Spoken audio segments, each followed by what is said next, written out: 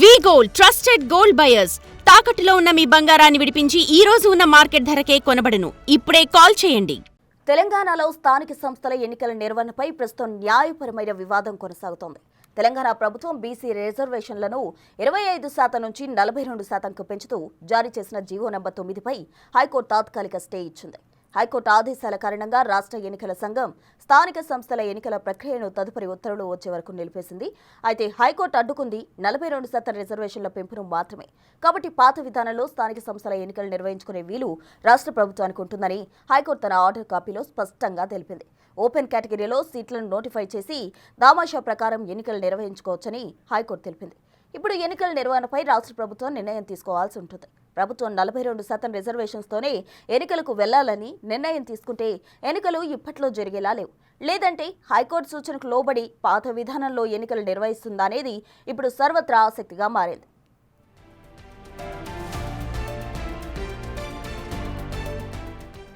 మొత్తంగా తెలంగాణ స్థానిక సంస్థల ఎన్నికలకు సంబంధించి హైకోర్టు స్టే విధించడానికి సంబంధించి కూడా ప్రభుత్వం నిర్ణయం తీసుకోబోతుంది. అటు పాత పద్ధతిలో ఎన్నికలు నిర్వహిస్తుందా, లేదంటే 42% రిజర్వేషన్కు సంబంధించి అమలు చేసిన తర్వాతే ఎన్నికలకు వెళ్తుందా అన్నది మాత్రం చూడాలి. అయితే ప్రస్తుతానికైతే సీఎం రేవంత్ రెడ్డి అలాగే మంత్రులు ఇంకా ఎమ్మెల్యేలు ఎమ్మెల్సీలు అందరూ కలిసి దీనికి సంబంధించి చర్చిస్తూ ఉన్నారు. 42% రిజర్వేషన్స్కు సంబంధించి హైకోర్టు ఇచ్చిన తీర్పును బీసీ సంఘాల నాయకులు అయితే తీవ్రంగా దాన్ని వ్యతిరేకిస్తున్న పరిస్థితి. ఎందుకంటే బీసీ సంఘాలకు తీవ్రంగా అన్యాయం జరిగిందంటూ కూడా వాళ్ళందరూ కూడా ఆందోళన వ్యక్తం చేశారు. అయితే స్థానిక ఎన్నికల ప్రక్రియలో హైకోర్టు జోక్యం చేసుకోలేదు. కేవలం రిజర్వేషన్స్ కు మాత్రమే 50%కి మించొద్దంటూ కూడా హైకోర్టు స్టే ఇచ్చినట్టు కూడా తెలుస్తోంది. అయితే పాత విధానంలో ఎన్నికలు నిర్వహించుకోవచ్చని హైకోర్టు ఇచ్చిన కాపీలో పేర్కొన్నారు. దీనికి సంబంధించి తాజా అప్డేట్స్ అందించేందుకు మా ప్రతినిధి సురేష్ సిద్ధంగా ఉన్నారు. సురేష్, చెప్పండి, స్థానిక సంస్థల ఎన్నికల నిర్వహణకు సంబంధించి ప్రస్తుతం న్యాయపరమైన వివాదం అయితే కొనసాగుతోంది. అటు ప్రభుత్వం ఎటువంటి నిర్ణయం తీసుకోబోతుంది? ఒకవేళ పాత పద్ధతిలోనే ఎన్నికలు నిర్వహిస్తుందా? ఒకవేళ 42% రిజర్వేషన్స్ అమలు కావాలంటే ఇంకా సమయం పట్టే అవకాశం ఉంది. కాబట్టి ప్రభుత్వం నిర్ణయం ఏ విధంగా ఉండబోతుందంటారు? హైకోర్టు స్టేకి సంబంధించి ఆర్డర్ కాపీని అర్ధరాత్రి అప్లోడ్ చేయడం జరిగింది. దానిలో చాలా క్లియర్ గా అంశాలు హైకోర్టు వెల్లడించడం జరిగింది. అయితే ఆ పాత పద్ధతిలోనే ఎన్నికలకు వెళ్ళొచ్చు అని చెప్పేసి కూడా చెప్పడం జరిగింది. మేము ఎన్నికల ప్రక్రియలో ఎక్కడా జోక్యం చేసుకోలేదు అని చెప్పేసి కూడా స్పష్టం చేస్తూ ఆ ప్రభుత్వం తీసుకొచ్చిన జీవో 9, 41, 42కు సంబంధించి వాటిపైనే స్టే ఇచ్చాము అని చెప్పేసి కూడా చెప్పడం జరిగింది. అయితే 50% కంటే ఎక్కువ రిజర్వేషన్లు మించొద్దు అని చెప్పేసి కూడా సుప్రీంకోర్టు తీర్పులు ఉన్నాయి. కాబట్టి దాన్ని పరిగణలోకి తీసుకొని మధ్యంతర ఉత్తర్వులు జారీ చేశామని చెప్పేసి కూడా చెప్పడం జరిగింది. అయితే హైకోర్టు ఒక జడ్జిమెంట్ ని ప్రస్తావించడం జరిగింది. వికాస్ కిషన్ రావు గవాలి కేసులో పరిగణలోకి తీసుకొని జీవో 9, 41, 42లను నిలిపివేస్తూ మధ్యంతర ఉత్తర్వులు జారీ చేస్తున్నామని చెప్పేసి కూడా హైకోర్టు ఈ ఆర్డర్ కాపీలో చెప్పడం జరిగింది. ప్రతివాదులు లేవనెత్తిన అన్ని అంశాలపై మేము ఎలాంటి అభిప్రాయం వ్యక్తం చేయడం లేదు. ఎన్నికలకు ముందుకు వెళ్ళొచ్చు, అయితే రిజర్వేషన్లు 50%కు మించరాదు అని చెప్పేసి కూడా చెప్పడం జరిగింది. ఓపెన్ కేటగిరీలో నోటిఫై చేసి ఎన్నికలు నిర్వహించాలని చెప్పేసి కూడా ఆర్డర్ కాపీలో హైకోర్టు స్పష్టం చేసింది. బీసీలకు 42% రిజర్వేషన్లు కల్పిస్తూ ప్రభుత్వం జీవో 9 జారీ చేసింది. దాని కారణంగా రిజర్వేషన్లు 67%కి పెరిగాయి. కాబట్టి జీవో జారీ చేయక ముందే ఎస్టీలకు 15%, ఎస్టీలకు 10%, ఓబీసీలకు 25%, మొత్తం 50% రిజర్వేషన్లు ఉండగా ఇవి వికాస్ కిషన్ రావు గవాలి కేసులో సుప్రీంకోర్టు విధించిన 50% పరిమితికి లోబడి ఉన్నాయి. ఓబీసీలకు రిజర్వేషన్లు కల్పించే ముందు కృష్ణమూర్తి కేసులో కూడా పేర్కొన్న ట్రిపుల్ టెస్ట్ విధానాన్ని ఖచ్చితంగా అమలు చేయాల్సిందే అని చెప్పేసి కూడా హైకోర్టు చెప్పడం జరిగింది. ట్రిపుల్ టెస్ట్ కు అనుగుణంగానే రాష్ట్రంలో వెనుకబడిన వర్గాలపై సర్వే నిర్వహించడానికి ప్రత్యేక కమిషన్ ఏర్పాటు చేసి కమిషన్ నివేదిక ఆధారంగా రిజర్వేషన్లు కల్పించినట్లు కూడా రాష్ట్ర ప్రభుత్వం హైకోర్టులో వాదనలు వినిపించడం జరిగింది. ఎస్సీ, బీసీలకు 50% పరిమితి అనేది కఠినమైన నియమం కాదని సవరించుకునే ఆ వెసులుబాటు కూడా ప్రభుత్వానికి ఉందని చెప్పేసి కూడా వాదనలు వినిపించారని చెప్పేసి కూడా ఆర్డర్ కాపీలో పేర్కొనడం జరిగింది. అయితే ఈ వాదనను సమర్థిస్తూ ఇందిరా సహాని జనహిత అభియాన్ కేసులకు ప్రస్తావిస్తూ ఆర్థికంగా వెనుకబడిన వారికి 10% రిజర్వేషన్లు కల్పించిన విషయాన్ని కూడా మా దృష్టికి ప్రభుత్వ న్యాయవాదులు తీసుకొచ్చారని చెప్పేసి కూడా చెప్పడం జరిగింది. ఎంఆర్ బాలాజీ కేసులో 50% నుంచి పరిమితి తప్పనిసరి కాదని వెనుకబడిన ఈశాన్య రాష్ట్రాల వంటి ప్రాంతాలకు ప్రత్యేక పరిస్థితితో మినహాయింపులు ఇవ్వచ్చు అని చెప్పేసి సుప్రీంకోర్టు పేర్కొందని చెప్పేసి కూడా వాదనలు వినిపించారని చెప్పేసి కూడా ఆర్డర్ కాపీలో చెప్పడం జరిగింది. ఇక ఏదైతే రాజ్యాంగంలోని అధికరణ 243 ప్రకారం సెప్టెంబర్ 29 ఎన్నికల సంఘం జారీ చేసిన ఎన్నికల ప్రక్రియలో జోక్యం చేసుకోలేదని చెప్పేసి కూడా హైకోర్టు స్పష్టంగా ఈ ఆర్డర్ కాపీలో చెప్పడం జరిగింది.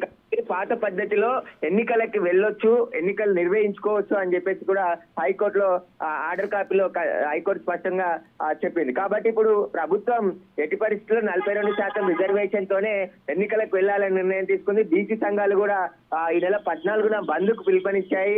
ఖచ్చితంగా 56% జనాభా ఉన్న బీసీలకు 42% రిజర్వేషన్లు కల్పిస్తే తప్పేంటి, దాంట్లో నష్టం ఎవరికి వస్తున్నది అని చెప్పేసి కూడా బీసీ సంఘాలు ఆగ్రహం వ్యక్తం చేస్తున్నాయి. ఖచ్చితంగా ఎన్నికలు లేట్ అయినా పర్వాలేదు కానీ బీసీలకు రిజర్వేషన్లు కల్పించే ఎన్నికలకు వెళ్లాలని చెప్పేసి బీసీ సంఘాలు డిమాండ్ చేస్తున్నాయి. అయితే ఇప్పుడు ప్రభుత్వం హైకోర్టు ఆర్డర్ కాపీ అందిన తర్వాత ఇప్పుడు ఎలాంటి నిర్ణయం తీసుకుంటుంది? ఒకవేళ సుప్రీంకోర్టులో స్పెషల్ లీవ్ పిటిషన్ దాఖలు చేసి హైకోర్టు ఎన్నికల ప్రక్రియలో జోక్యం చేసుకుంది కాబట్టి దీన్ని కొట్టివేస్తూ ఆదేశాలు ఇవ్వాలని కోరే అవకాశం కనబడుతుంది.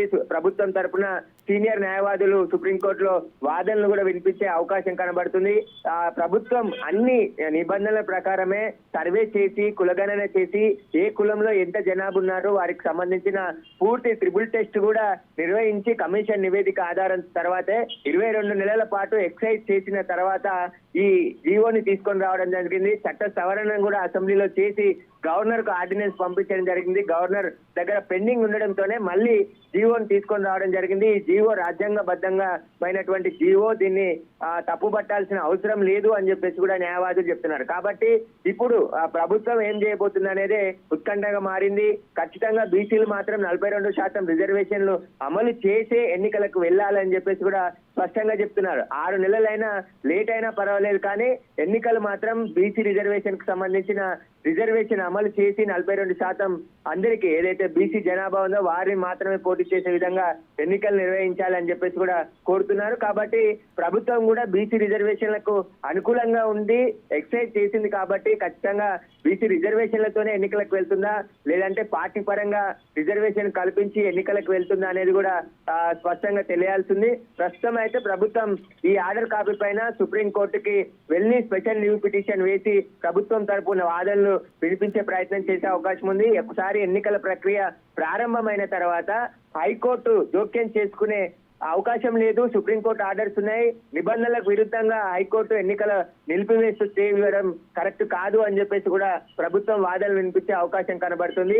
ఇక సుప్రీంకోర్టులో ఎలాంటి వాదనలు జరుగుతాయి అనేది ఇంకా ప్రభుత్వం స్పెషల్ లీవ్ పిటిషన్ వేసిన తర్వాత తెలిసే అవకాశం కనబడుతుంది. ఇక బీసీ సంఘాలు కూడా సుప్రీంకోర్టుకు వెళ్లే ఆలోచనలో ఉన్నట్టు తెలుస్తుంది. ఖచ్చితంగా సుప్రీంకోర్టులో పిటిషన్లు వేసి ఇప్పటికే ఎవరైతే హైకోర్టులో బీసీ రిజర్వేషన్ వ్యతిరేకిస్తూ పిటిషన్లు వేశారో సుప్రీంకోర్టులో కూడా కేవై పిటిషన్ ని దాఖలు చేయడం జరిగింది. ఒకవేళ ఎవరైనా రిజర్వేషన్లపై పిటిషన్లు వేస్తే తమ వాదనలు కూడా పరిగణలోకి తీసుకున్న తర్వాతే ఆదేశాలు ఇవ్వాలని చెప్పేసి కూడా సుప్రీంకోర్టులో కేవైడి పిటిషన్ కూడా దాఖలు చేశారు. కాబట్టి సుప్రీంకోర్టులో విచారణకు వెళ్తే సుప్రీంకోర్టు డైరెక్షన్ ప్రకారం మళ్ళీ ఎన్నికలు జరిగే అవకాశం ఉంటుంది. లేదంటే 6 వారాల తర్వాత ఈ కేసుని మళ్ళీ విచారిస్తామని చెప్పేసి కూడా హైకోర్టు చెప్పింది. కాబట్టి ఆలోపు కౌంటర్ దాఖలు చేయాలి పూర్తికి సంబంధించి 4 వారాల్లో అని చెప్పి చెప్పడం జరిగింది. ఆ తర్వాత 2 వారాల్లో ప్రతివాదులు దానికి బదులుగా కౌంటర్ దాఖలు చేయాలని చెప్పేసి కూడా హైకోర్టు స్పష్టం చేసింది. కాబట్టి ఇప్పుడు ప్రభుత్వం వెయిట్ చేస్తుందా లేదంటే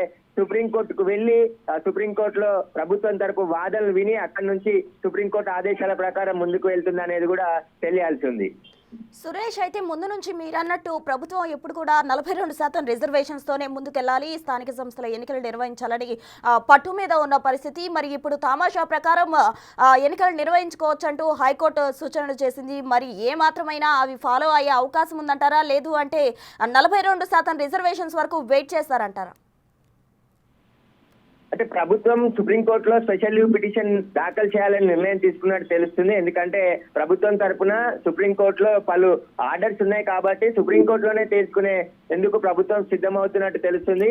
బీసీలు కూడా ఖచ్చితంగా 42% రిజర్వేషన్ కల్పించిన తర్వాత ఎన్నికలు వెళ్ళాలి, ఎన్నికలకు లేట్ అయినా పర్వాలేదు అని చెప్పేసి కూడా బీసీ సంఘం నాయకులు చెప్తున్నారు. ఎందుకంటే న్యాయబద్ధంగా బీసీలకు రావాల్సిన వాటాన్ని అడ్డుకుంటున్నారు, నోటికాడి ముద్దను లాగేసుకుంటున్నారు అని చెప్పేసి కూడా చెప్తున్నారు. ఇప్పటి వరకు బీసీలకు వ్యతిరేకంగానే కోర్టులు తీర్పిచ్చాయి తప్ప ఎక్కడ అనుకూలంగా తీర్పు ఇవ్వలేదు అని చెప్పేసి కూడా ఓపెన్ గా బీసీ సంఘం నాయకులు చెప్తున్నారు. కాబట్టి ఇప్పుడు లోకల్ ఎన్నికలకు వెళ్ళాలంటే ఖచ్చితంగా పాత పద్ధతిలో వెళ్ళాలని ఇప్పుడు హైకోర్టు ఆర్డర్ కాపీలో స్పష్టం చేసింది. కానీ పాత పద్ధతిలో వెళ్తే బీసీలకు తిరిగి మళ్ళీ 24% రిజర్వేషనే ఉంటుంది కాబట్టి దాంతో అన్యాయం జరుగుతుంది. 42% రిజర్వేషన్ కల్పించి మళ్ళీ 24% పాత పద్ధతిలో వెళ్తే తీవ్ర నష్టం జరుగుతుంది. రాజకీయానికి అంటే విద్యా ఉద్యోగాల్లో రిజర్వేషన్లు కల్పిస్తే అది సుప్రీంకోర్టు అమల్లో ఆదేశాలు అమలు ఉంటాయి. కానీ రాజకీయంగా అలాంటి మెరిట్ అవసరం లేదు. ఎవరైనా చదువు రాని వారైనా చదువు వచ్చిన వారైనా ఎలాంటి వారైనా రాజ్యాంగబద్ధంగా ఎన్నికల్లో పోటీ చేసి గెలిపించే అవకాశం పొందే అవకాశం కూడా రాజ్యాంగంలో ఉంది అని చెప్పేసి కూడా నిన్న ఆర్ కృష్ణయ్య బీసీ సంఘం నాయకుడు మాట్లాడుతూ చెప్పడం జరిగింది. చదువు రాని వాళ్ళైనా కూడా ఎన్నికల్లో పోటీ చేయొచ్చు. ఇది రాజకీయంగా వెనుకబడిన వారికి మాత్రము ఈ బీసీ రిజర్వేషన్లకు సంబంధించి లబ్ధి చేకూరుతుంది తప్ప ఇక్కడ ఎవరికి ఎలాంటి నష్టం జరగదు. ఎన్నికల కొద్ది శాతం ఉన్న వారి కోసం 56% ఉన్నటువంటి బీసీలకు అన్యాయం జరిగితే చూస్తూ ఊరుకోము. తెలంగాణ కంటే తీవ్ర స్థాయిలో బీసీలు ఉద్యమం జరుగుతుంది. ఆ ఉద్యమం ద్వారానే మళ్ళీ మేము బీసీ రిజర్వేషన్ సాధించుకుంటామని చెప్పేసి కూడా బీసీ సంఘాలు ఆగ్రహం వ్యక్తం చేస్తున్నాయి. తెలంగాణ వ్యాప్తంగా నిన్నటి నుండి నిరసనలు చేస్తున్నారు.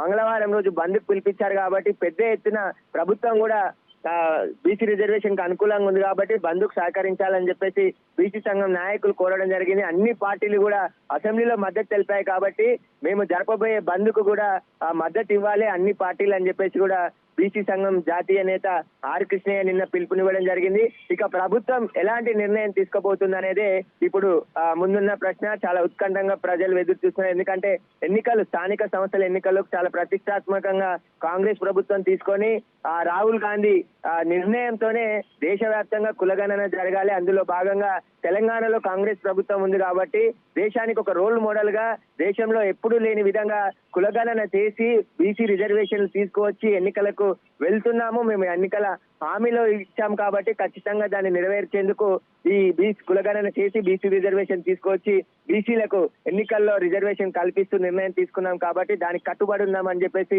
కాంగ్రెస్ ప్రభుత్వం చెప్తుంది. కాబట్టి ఇప్పుడు ప్రభుత్వం సుప్రీంకోర్టుకు వెళ్లి వాదనలు వినిపించి బీసీ రిజర్వేషన్లకు సంబంధించి అమలు చేసి ఆ తర్వాత ఎన్నికలకు వెళ్తుందా లేదంటే పార్టీ పరంగా రిజర్వేషన్లు ఇచ్చి టికెట్లు ఇచ్చి రిజర్వేషన్ ప్రకారం ఎన్నికలకు వెళ్తుందా అనేది కూడా తెలియాల్సింది. కాబట్టి స్పెషల్ లీవ్ పిటిషన్ సుప్రీంకోర్టులో వేయబోతున్నట్టు తెలుస్తుంది. కాబట్టి అక్కడ సుప్రీంకోర్టులో వాదనలు విన్న తర్వాత సుప్రీంకోర్టు డైరెక్షన్ ప్రకారమే ఎన్నికలు జరిగే అవకాశాలు ఎక్కువగా కనబడుతున్నాయి. సుప్రీంకోర్టులో వేసే లీవ్ పిటిషన్లో ఏ అంశాలు ప్రస్తావించే అవకాశం ఉందంటారు? ఇప్పటి వరకు కూడా న్యాయ నిపుణులతో కావచ్చు, పలువురు నిపుణులతో అటు సీఎం రేవంత్ రెడ్డి కావచ్చు, మంత్రులు కావచ్చు, అందరూ కూడా దీనికి సంబంధించి చర్చించడం జరిగింది. నిపుణుల సలహాలు కూడా తీసుకోవడం జరిగింది. మరి లీవ్ పిటిషన్లో ఏ అంశాలను ప్రస్తావించే అవకాశం ఉందంటారు? ఇక్కడ ప్రధానంగా ఎన్నికల ప్రక్రియ ఏదైతే హైకోర్టు వాదనలకు ముందే స్టే విధించక ముందే ప్రారంభమైంది. షెడ్యూల్ విడుదల చేశారు, తర్వాత నోటిఫికేషన్ విడుదల చేశారు, నామినేషన్లు కూడా 9వ తేదీన స్వీకరించేశారు. ఎన్నికల రిటర్నింగ్ అధికారులు ఏ జిల్లాకి ఆ జిల్లా అధికారులు నోటిఫికేషన్ విడుదల చేసి నామినేషన్ స్వీకరించిన తర్వాత ఒకసారి ఎన్నికల ప్రక్రియ ప్రారంభమైనాక హైకోర్టులు జోక్యం చేసుకోవద్దని సుప్రీంకోర్టు గతంలో ఆదేశాలున్నాయి, తీర్పులున్నాయని చెప్పేసి కూడా ప్రభుత్వం మొదటి నుండి వాదిస్తుంది.